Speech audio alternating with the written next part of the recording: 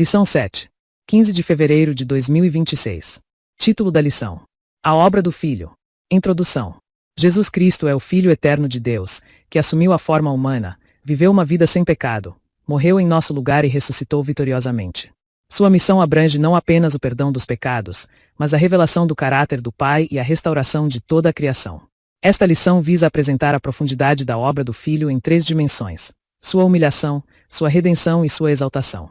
Primeiro tópico: a humilhação voluntária do Filho. Ponto 1. A submissão de Cristo. Paulo exorta a igreja de Filipos à unidade e à humildade. O apóstolo adverte aqueles irmãos a terem a mente de Cristo, de sorte que haja em vós o mesmo sentimento que houve também em Cristo Jesus. O termo grego traduzido como sentimento é phroneio, que também pode significar modo de pensar e disposição mental. Dessa forma, os crentes devem assumir o mesmo modo de pensar e viver que foi demonstrado por Cristo. Refere-se a uma consciência moldada pela humildade, amor e obediência. Imitar a mente de Cristo significa renunciar ao egoísmo, buscar o bem do próximo e viver para a glória de Deus. Como cristãos, somos chamados não apenas a crer em Cristo, mas a pensar e agir como Ele. Ponto 2. O esvaziamento de sua glória.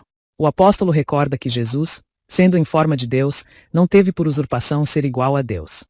Sendo ele igualmente Deus, compartilhando da mesma natureza do Pai, preferiu privar-se de seus direitos, não da sua divindade. Trata-se de um contraste com o primeiro Adão, que almejou ser como Deus, enquanto Cristo, o segundo Adão, sendo Deus, preocupou-se com o bem-estar dos outros.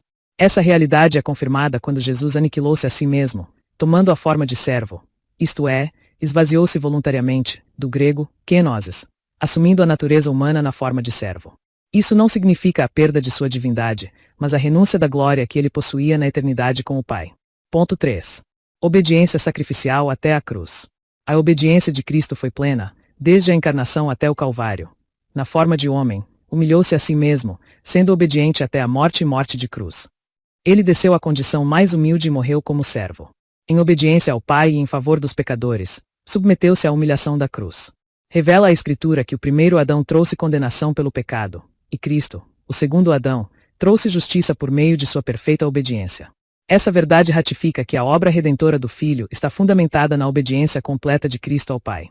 A nossa salvação é resultado dessa obediência, e não de nossos méritos. Assim como Cristo, devemos obedecer à vontade do Pai.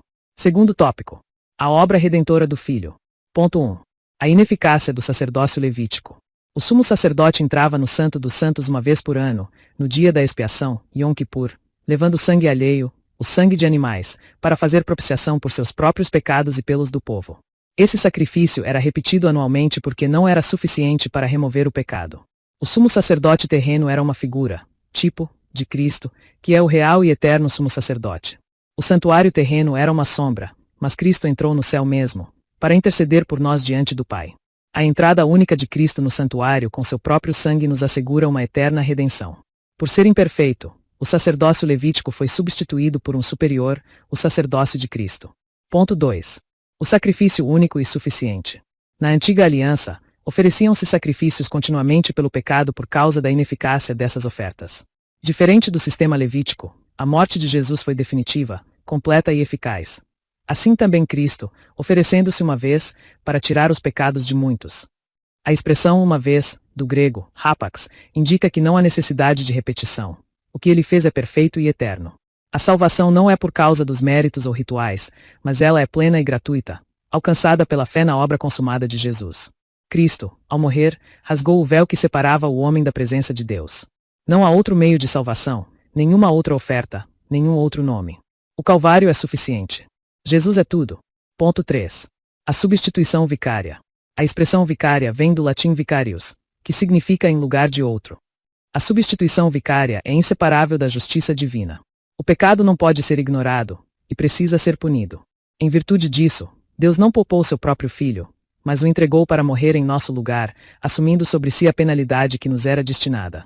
No sistema sacrificial da lei, os animais oferecidos tipificavam essa substituição, mas não removiam o pecado. Em Cristo, o Cordeiro de Deus, a substituição é perfeita e definitiva. Na consumação dos séculos, uma vez se manifestou, para aniquilar o pecado pelo sacrifício de si mesmo. Assim, em adoração devemos viver para Cristo que por nós morreu. Terceiro tópico: a exaltação gloriosa do Filho. Ponto 1. Recebido à destra do Pai. Após sua humilhação voluntária, o Filho foi entronizado nos céus com glória eterna. Pelo que também Deus o exaltou soberanamente. A exaltação de Cristo está ligada à sua obediência perfeita. O verbo exaltou, do grego, hiperipsen, denota uma elevação acima de toda medida. Cristo não apenas venceu a morte, mas foi exaltado à posição suprema no universo. Ocupou o lugar de honra à destra do Pai, símbolo de autoridade, glória e soberania.